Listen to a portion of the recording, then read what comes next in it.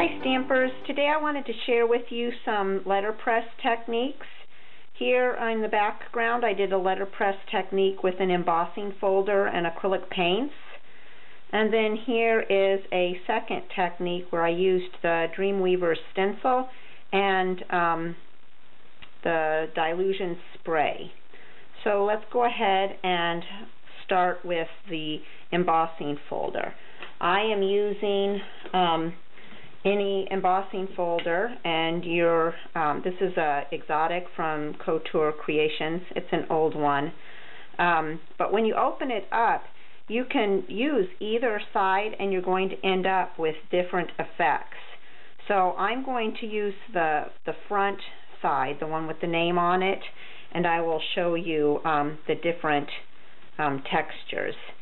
So you're going to start with some acrylic paint, and I'm going to put some out on an acrylic block. This is just a plain acrylic block, and I'm just going to go ahead and put down a little bit of paint, and then using my brayer, I'm just going to load up my brayer with the paint. You don't need a lot, but you want it evenly placed on your brayer. And then just brayer over the top of your die or your embossing folder. You can go back and add a little bit more if you want some more paint. You could do this with two colors also. Mix some orange in there if you wanted to. That would be pretty. Okay, so I've inked up my embossing folder. Now you can use a water bottle to mist it, but I have Glimmer Mist. So instead of just plain water, I'm going to use some shimmer. So it'll add a little bit more texture to it, and just kind of mist the top of your embossing folder. Then you're just going to take the cardstock and lay it down on top and press. That's why it's called the letter press. You're just pressing the paper on top of the folder to make the impression. And then when you pick it up, you have a beautiful background. And this is on the front of it, and then I had also done it on the other side, so you end up with two different effects here. So play around with it and see which side you like better or you prefer. Okay, next we're going to do the Dreamweaver stencil. And you want to make sure that you don't use the side that has the printing on it. You want to spray on the back side. And you want to make sure you put a blotter down under you before you spray it. So I'm just going to put a piece of paper down. And then I am using Memory Mist sprays. And this is the Lavender Tea. Ooh. And I'm just going to go ahead and mist that. And then this is the Memories Mist Classic Metallic Teal. And I'm going to go ahead and spray that as well.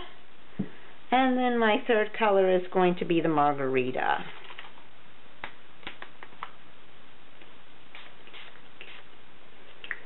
And you want to get a good even coverage. I think I'm going to actually add a little bit more of the purple. The purple is a finer mist today.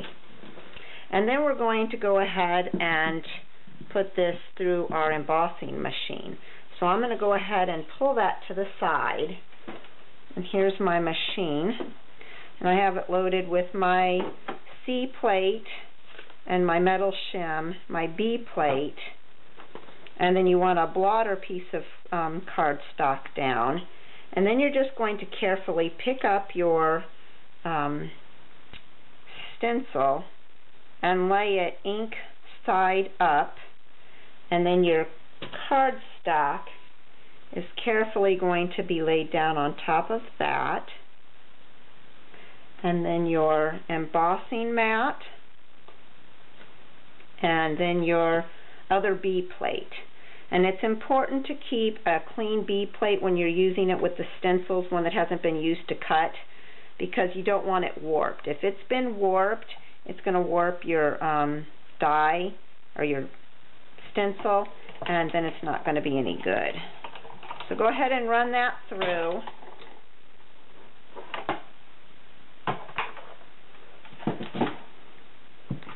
And then we'll pick that up. And there you have your impression of your peacock. It leaves the stencil, the background is white, the open stencil. And using the embossing mat, it actually raises it some too. I don't know if you can see that on the camera, but it raises and leaves it embossed on the top. So there's two ways to do some letterpressing techniques. Hope you enjoy that and try them today. Happy stamping!